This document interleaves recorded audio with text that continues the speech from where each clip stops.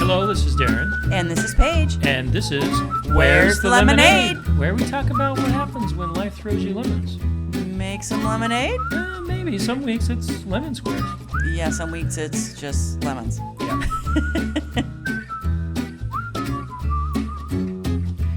On today's episode, Coping with uncertainty. aka curling up in a ball.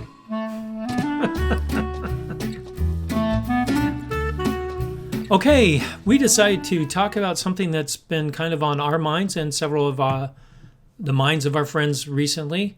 2023 looks like a really uncertain year. It does. I don't like it. What don't you like about uncertainty? Well, I don't like uncertainty. I don't like... Well, what's uncertain for you this year? What are you a lot feeling? of things have been going on with your work. Huge layoffs at your work. Yep. You got through the layoffs. Some of our friends did not, because we have a lot of friends that work at the same company that you do. And they're changing, compensation packages at your work. And so that kind of uncertainty is just, I think it's being felt across everything. We're told we're going into a recession. Maybe it's going to be a small recession. Maybe it's a big one. I think a lot of people are dealing with not knowing what's going to happen this year. In fact, I think even more so now than during COVID, which sounds really weird. Well, and uncertainty is it's a dark place. Like if, I was talking to one of our friends whose husband lost their job, and if she knew in a year that her husband was going to get this great job, or in 6 months or whatever, you can plan for that, right? Like, okay, we're not going to have a job for a year, but we can cut back and we can, make it through this. But when you just have no idea, it's a really dark place to be, the unknown, the uncertainty. You know what this reminds me of? What does it? It reminds me of the TV show we've been watching recently, Alone. Yeah. Because they don't know how long they're going to be out there. They're competing against other people to see how long they can stay out in the wilderness and survive off the land by themselves alone. And they have no idea how many people are left. And whoever's the last one there wins $500,000. But they have no idea how many other people, the 10 people that started, are still there, how they're doing. You have no idea. All that uncertainty they're dealing with must just drive them. Oh, especially because there's not a whole lot to distract them except for, finding food and trying to stay warm. Like that's basically what their day is about, is finding food and staying warm. That's their day. But yeah, that must drive them so insane. It did drive them insane, many of them. That is true. That is true. One of the contestants was like screaming at the camera, "I'm doing this for your entertainment. Are you happy?" And I'm like, "Yeah, actually, I'm pretty entertained right now. Thank you." You're wondering, well, how can they record people alone? They actually have to record themselves. It's a fascinating show if you haven't watched it. It's mesmerizing. I don't know why, because there's no commentary. There's nothing except the people alone talking to a camera. It's fascinating. Yeah, it is. But that uncertainty that they deal with is kind of how we've been feeling a little bit too. Yeah, for sure. And with uncertainty comes tons of anxiety and worry. And, it's a very stressful time. And we know lots of people we have family members and friends that are all feeling uncertain about this year. Well, and that was manifested with us the week after Christmas.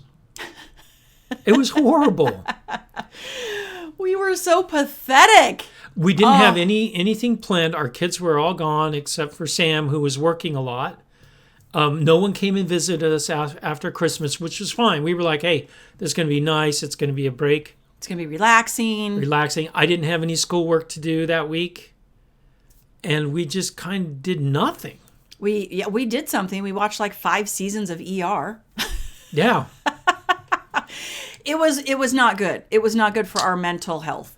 It wasn't. And what I thought was interesting was some of my coworkers did the same thing. And I asked in some of my other colleagues in other companies, it was the same sort of just malaise that people were sitting in because of the uncertainty of the job market, the uncertainty of the economy. That all played played on everyone pretty high. So we decided we got to do some research on this. We did. So the research department, aka me, Paige, I don't know what you've got going. I mean, I don't got anything going on. I just kind of slacking. delegated that to you. Slacker. So yeah, I found an article that gave techniques for coping with uncertainty. And we do not agree with all of these things, but it might be helpful for someone else. So, But you not only read one article, you read several. oh, I read several, and this one I liked the best. So check out our blog because there's a link to these articles, which can really provide you some really valuable information, and they may work for you. Some of these things we're going to make fun of. We'll just be brutally honest. True story. True story.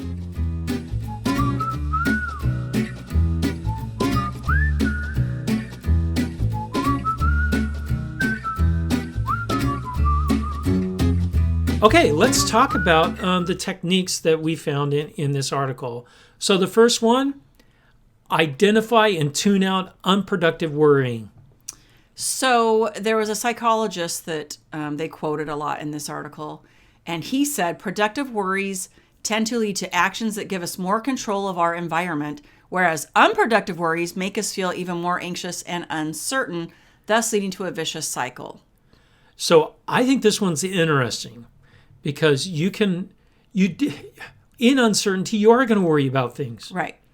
But if you can do something about your situation, those are productive things to worry about. That's what he's saying, right? Yes, he's saying like try to differentiate like what is your productive worrying? Like making sure you have enough food in the house, right? That's productive that's worrying, pretty productive, right? yeah. That versus unproductive, like staying up all night thinking about worst case scenarios, which I feel like I do that almost every night. But do you know what I mean? Like that is unproductive. Like the worst thing that could happen is X, Y, and Z. There's nothing you can do about that. Well, I like what he says. If you're worrying about something that makes you feel even more anxious and uncertain, then that's not what you should be focusing on. Right. So, yeah. So he said simply tuning out worrisome thoughts is not easy, especially for a very anxious person. That said, the act of taking a step back and recognizing what is and isn't worth the worry can be a helpful first step. Now, it's not like you can go, okay, I'm not going to think about that anymore, right? Our brains don't work that way. Yeah, but you can entertain those thoughts. You can consciously go, you know what? I'm not going to think about that right now. You really can do that. I do that a lot. In the middle of the night when I wake up and I'm like, everything is terrible in the middle of the night. Seriously. It is not helpful to wake up in the middle of the night and think about anything at all. But I can say, you know what? No, I'm not going there. I'm not going there. So I think that's what you need to do. Don't go there, especially at 3 a.m. Don't go there. So you can simply just tune things out? You just start thinking, you choose something else to think about. Oh, okay. So you have to replace it with something else. Yes, or you read a book, or you listen to a podcast, or you watch a show, right? You have to replace, because, right, your mind's going down a dark hole. I like that. Listen to Where's the Lemonade?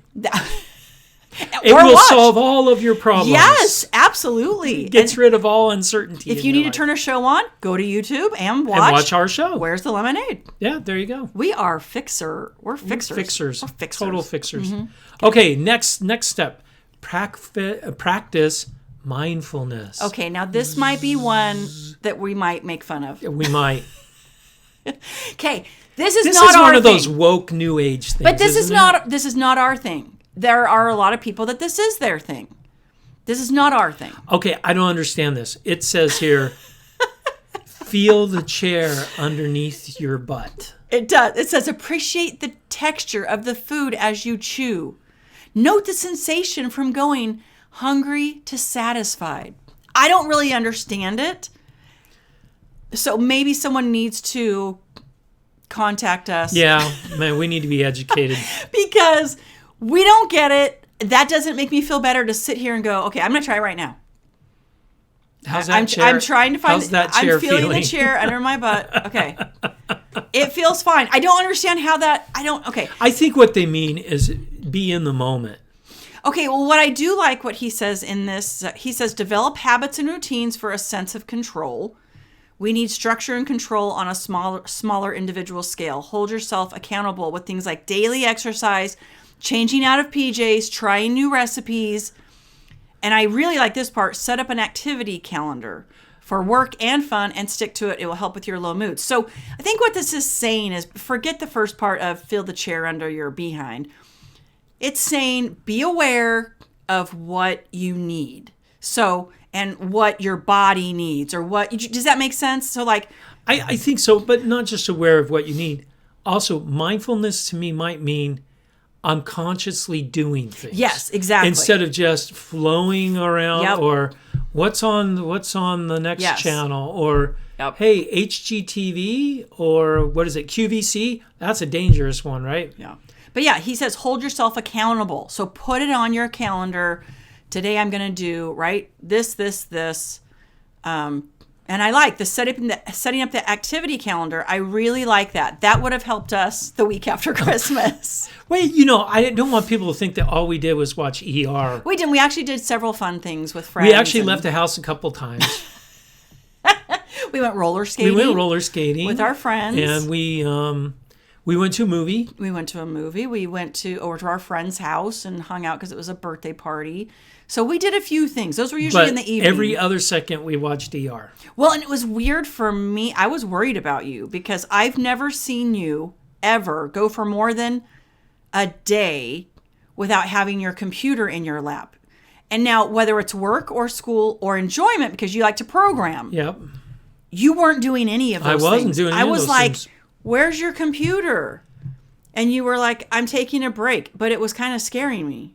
Oh, great. Because I was like, for all of you spouses, wives out there whose husbands are constantly gaming or programming or doing things, and all of a sudden they stop, is that a good thing or a bad thing? I don't know. Well, we said after that week, you said that it was not a good thing. It was not a good thing. But you kept saying, no, I'm taking a break. It's fine. I'm taking a break. But it was maybe too much of a break.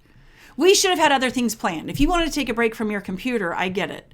But we should have. Like what? Cleaning the garage? No, just like going for a walk. Or, of course, we couldn't. It was terrible weather. It was terrible weather. Flooding everywhere. But walking around the mall, maybe. I don't know. Just we could have put some things on the calendar.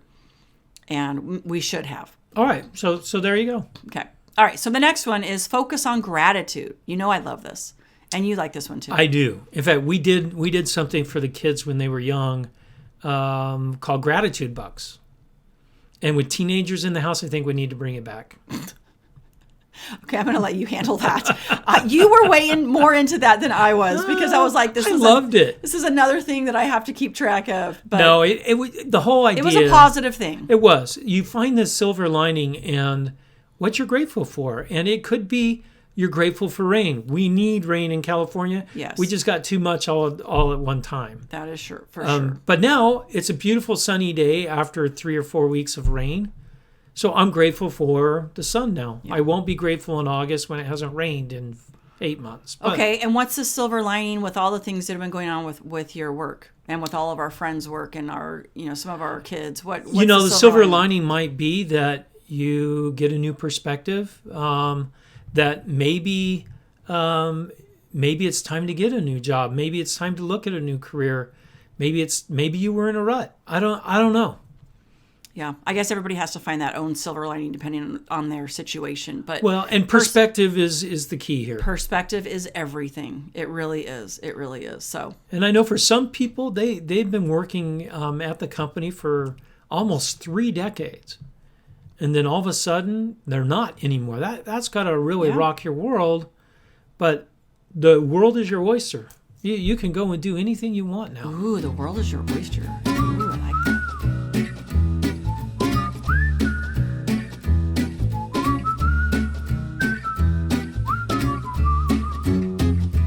All right. The next thing on the list is something we have a really hard time with. Seek out humor. Sarcasm is not a good thing. It rips the flesh. It rips the flesh. No, this is one thing. Anyone that knows us or has listened to the show, we find humor in a lot of things. Especially me. Especially you. It took you a little bit of time to get used to that. You helped loosen me up a lot. Yes, that is for sure. But the first year of our marriage, you were like, this is why I married you. But then you also had a hard time with that I found I can find levity in almost anything. Sometimes when it's a gravitas situation. and I want to talk serious, I'm pretty good at that. It's not like I'm sitting there laughing at you. Only if you get hurt will I laugh at you. Yes, it's so true. It's a sick thing that I have. She's very sick. I mean, not if you get really hurt, but like if you trip or something. No, if you even get really hurt at first, you laugh at first. Well, it's like an uncomfortable. It's like my coping mechanism. But yeah, when someone like trips and like scratches their elbow or something, I'm like, that's funny. I'm sorry. So let's not mock people that fall down as no. Other ways is laughter is a great medicine. So watching a funny TV show, game night with friends, we love that. Yeah, it kind of keeps your mind off of all that uncertainty that's going on, and you get to realize, especially when you're with friends or family and laughing, that's what life is about, is sharing experiences with people that you love. Well, and it is important to laugh. Like it brings up it. You have endorphins, right? Yep.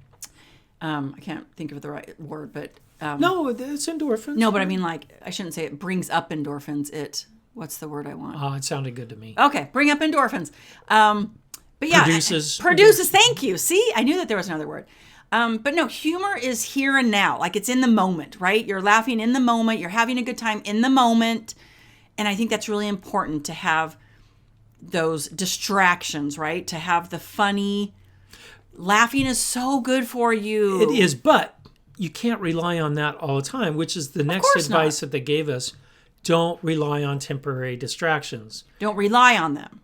Don't rely on it. It's good to laugh and things like that. Yes. But they also mentioned don't fill the void of uncertainty with other things. Yes, with escapist behaviors. What? Such as? It says drinking, eating, being in denial. Like, those are all escapist. Laughing incessantly? No, that's good. That's good. That is not an escape. That is good. But yes, so don't feel your void. Fill the void of your anxiety with, right? I'm going to do this to make me feel better in this moment, right? Like here we just said, seek out humor. Yes, that's fine. That's not destructive. But if you're doing things that are destructive, not good. Well, you also have to deal with what's going on as well. You do. You do. You have to say, all right, these are the uncertain things, the things that, that are causing me this anxiety, which goes to the last tip that this article gave, which was you have to accept what you can't control. Yeah, there you go. There's things that you're not going to be able to control. You can't control the economy. I guess you could if you spent enough where the whole economy depended on you. We can thank some of the billionaires for that one. Yeah. Then maybe you can control the whole economy. Most of you cannot. So, but that's a lot easier said than done. It is easier said than done. But I like how this article said obsessive consumption of information, because you're grasping for certainty, can make things worse.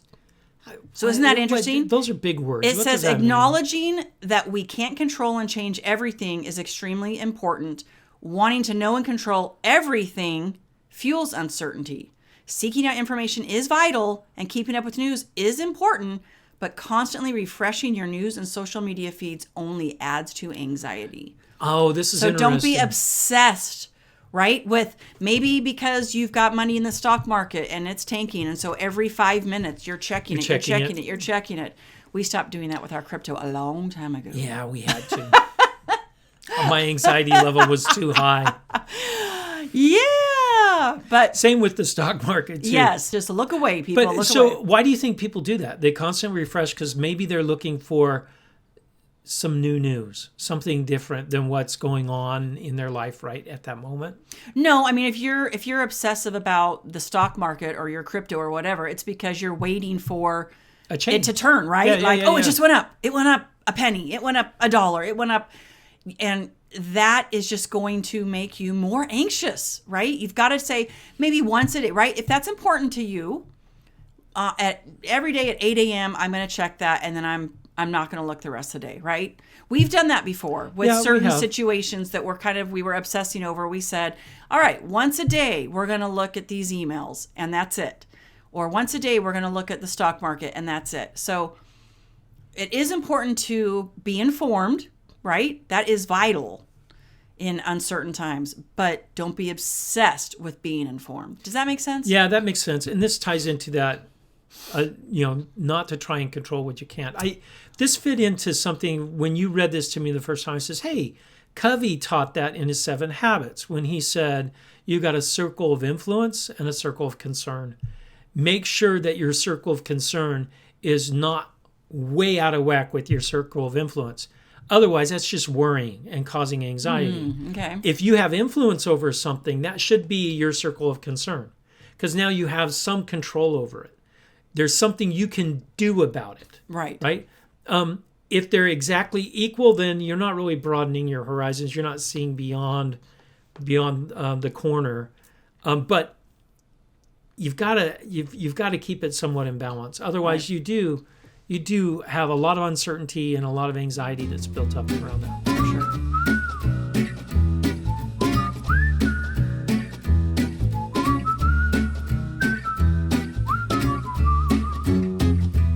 And the last one that you added just last minute was how to help your spouse when they're the ones that are dealing with, right, most of the uncertainty. So what tips would you have for that? I don't know. I was going to ask you that.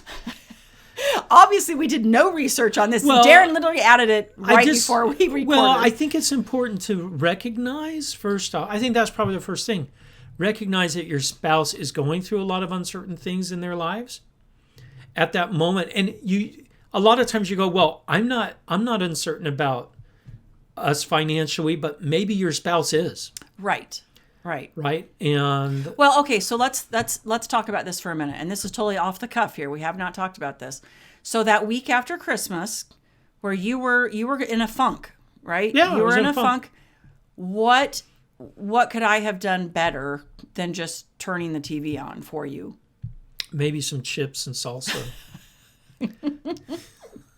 No, I'm serious. I know you're serious. Would it have been, do you think, I mean, we'll never know, right? Because it's already passed. But do you think it would have been helpful if I would have said, hey, Darren, let's get out of the house and go do this? Yes. Just like I do with you when you're in a funk. Yeah.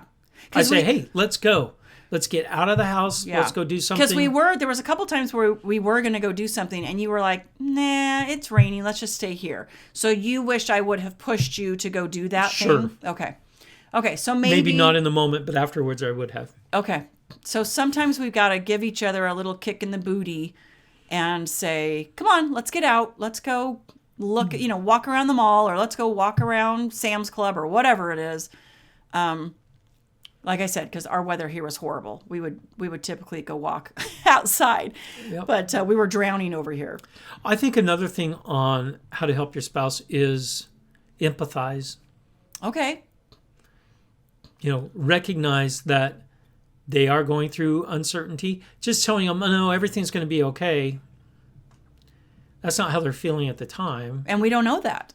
I mean, everything will be okay, but we don't know how or when that's going to be okay. Does that make sense? Absolutely. So maybe saying like, I understand that this must be really frustrating, and I'm really sorry, and I'm here for you if you want to talk about it. Yeah, let's talk about your uncertainty. Okay. Even if they're the crazy thoughts.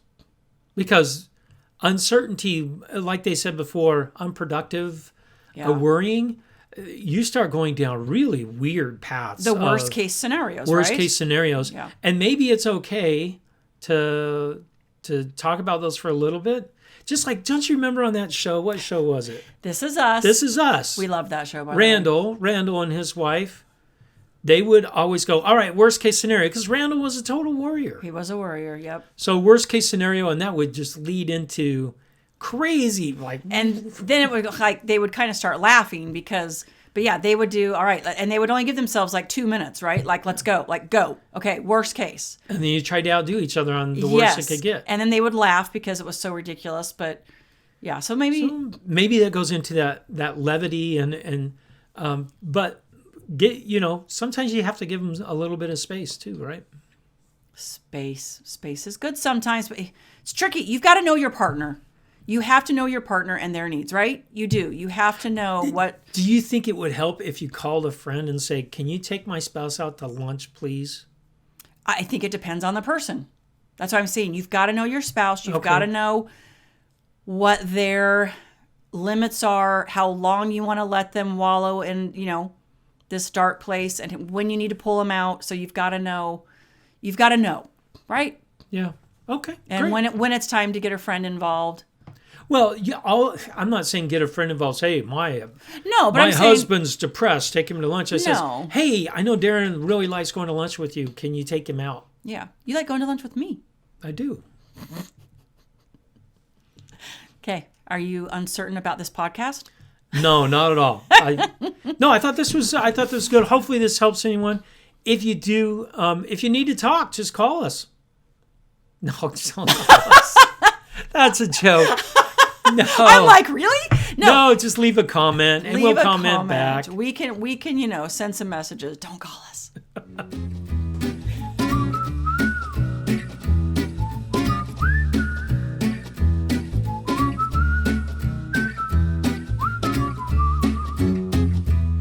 Okay, our lemonade moment of the week comes from Mother Nature. She has been angry with us here in California for a couple of weeks. I think she's been angry with us for several years in that we've had a pretty severe drought. That's true. Well, now she's going, oh, you want water? I'll give you water, you little brats. We got a year's supply of water in like 3 or 4 weeks. So there's been a lot of flooding and, all kinds of awful things. So many trees have gone down, power outages, lots and lots of scary things. I know some people have died in the floods. Nothing was ever that extreme here. But the lemonade is that we needed the water. Yeah, we have water now. Yeah. You can't make lemonade without water. That is so true. There you go. Done. You are Done. Whoa.